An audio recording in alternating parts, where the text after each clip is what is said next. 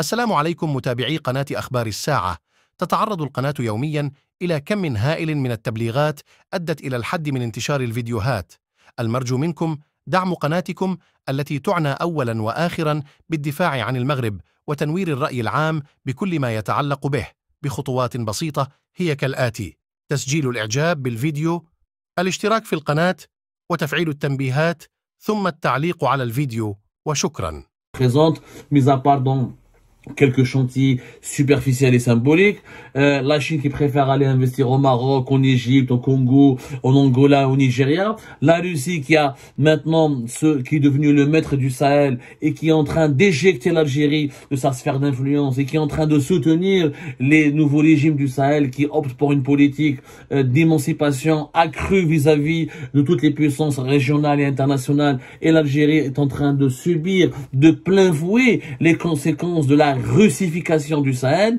L'Algérie, elle est isolée, de plus entourée par des problèmes, elle est embourbée dans les problèmes, dans les crises qu'elle enclenche avec ses voisins ou avec de nombreux pays importants dans le monde, et la situation, elle est extrêmement dangereuse. Jamais l'Algérie n'a eu autant de problèmes depuis même pour la décennie noire. On n'a pas eu autant de problèmes et autant de crises avec des pays importants, avec des voisins.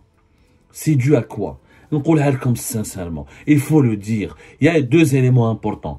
Premièrement, l'incompétence des dirigeants actuels du nouveau régime qui est né au lendemain du Hirak, et notamment de l'exclusion de l'appareil diplomatique. Les compétences de la diplomatie algérienne ont été mises à l'écart, ont été marginalisées. Et là, on voit les conséquences du départ de la Mamra. On comprend pourquoi la Mamra est partie en 2023. On comprend pourquoi la Mamra ne pouvait pas n'était pas écoutée, n'avait pas l'oreille attentive de Tebboune et de son entourage. Et on comprend les conséquences désastreuses du départ de plusieurs ambassadeurs chevronnés ou là des diplomates chevronnés, et que l'actuel ministre des Affaires étrangères, Ahmed Attaf, il est nullissime et qu'il ne sert absolument à rien, qu'il est un simple exécutant, que le véritable chef de la diplomatie algérienne, c'est Abdelmadjid Tebboune, qui n'écoute pas les gens les plus expérimentés et les plus avisés. Donc nous avons une problématique de compétence. Le régime de Bouteflika, l'Algérie était respectée. Jamais le Mali ou un de nos voisins, à l'exception même avec le Maroc, ont géré beaucoup mieux les problèmes. Il n'y avait jamais eu aussi des tensions aussi fortes que le régime de Bouteflika. Il n'y a pas eu de tensions particulièrement dangereuses à nos frontières.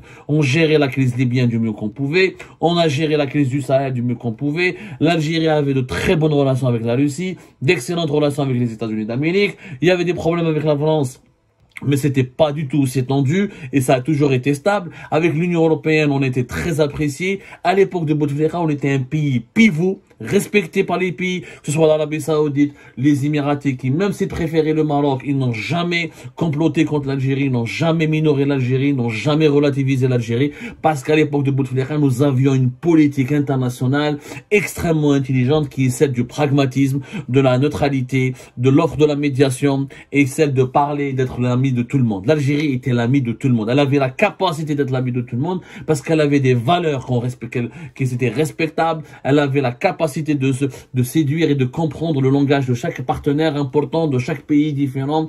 Et comme elle était un carrefour d'échanges, elle était respectée par les Africains et par les Arabes. Et comme elle était un pays vaste et important, et avec des diplomates chevronnés, avec une doctrine, nous avions une doctrine hyper importante en diplomatie. La non-ingérence, la promotion de la paix, la lutte contre les conflits armés, l'autre toujours se poser comme médiateur, le développement du sud de la planète, l'émancipation du sud vis-à-vis de l'emprise des grandes puissances du Nord, l'unité africaine, le panafricanisme, le panarabisme, toujours éviter pas d'agressivité, pas de brutalité dans les relations internationales, toujours gérer avec le calme, avec des solutions, avec le dialogue, avec la séduction. À l'époque de ce nouveau régime, c'est la brutalité absolue. On se bouffe les Marocains, se bouffe les Émiratis, se bouffe les Égyptiens, se bouffe les Espagnols, c'est les Français, c'est les Maliens.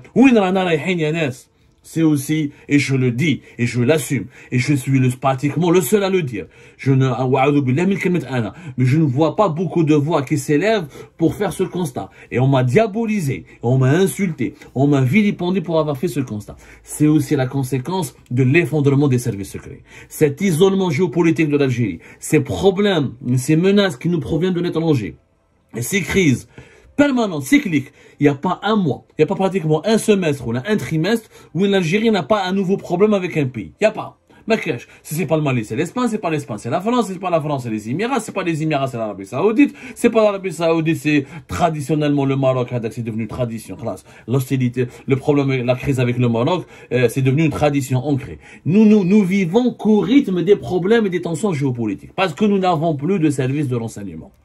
Quand les services de renseignement, quand les services secrets étaient une institution, Général Taufer, quand ils étaient une véritable institution, avec des généraux bien formés, des officiers qui maîtrisaient les langues étrangères, qui maîtrisaient leurs dossiers, qui étaient sur le terrain, qui avaient des carnets d'adresses, qui tissaient des liens avec leurs homologues, les services des pays voisins ou des pays étrangers, qui avait de véritables connexions avec les élites dirigeantes les plus influentes, l'Algérie n'avait pas de problème diplomatique. Rappelez-vous du Mali.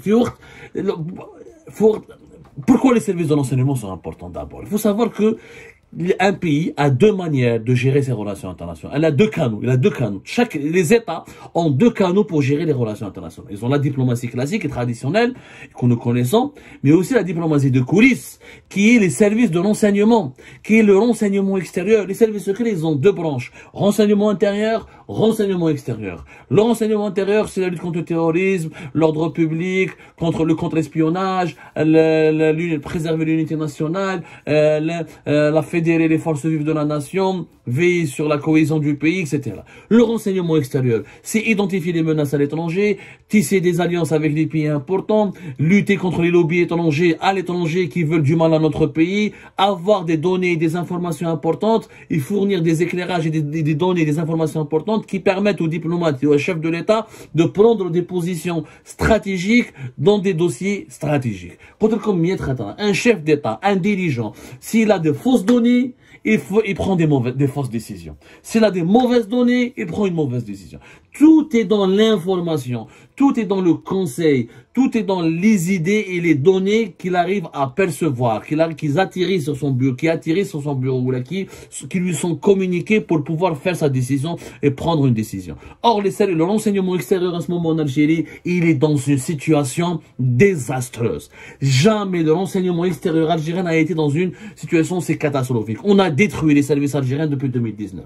Le nombre des officiers compétents qui ont été admis à la retraite, le nombre des officiers compétents qui ont été mis en prison, le nombre des officiers compétents qui maîtrisaient les langues étrangères, qui avaient des connaissances au Mali, au Niger, au Nigeria, qui maîtrisaient les dossiers du Sahel, qui maîtrisaient le dossier russe, qui maîtrisaient le dossier américain, et qui avaient fait de grandes écoles d'espionnage, soit en Russie, ou là en France, ou là aux États-Unis d'Amérique, qui avaient fait des stages de formation. Le nombre de ces officiers qui ont été marginalisés, exclus, mis à l'écart, emprisonnés, aujourd'hui nous avons quoi? Nous avons un renseignement extérieur totalement vidé de sa substance. Qu'on le veuille ou non, les dirigeants actuels de l'enseignement extérieur ne sont pas issus du renseignement extérieur. Ils ne maîtrisent même pas peut-être les langues étrangères. Ils n'ont pas fait des études dans les relations internationales. Ils ne connaissent pas les enjeux des sciences politiques et les enjeux secrets de la géopolitique. Alors, je vous veux, Général Taufer, qui dirigeait l'enseignement extérieur? Le fameux général-major Rachid Lalali, qui est mort à l'âge de 74 ans.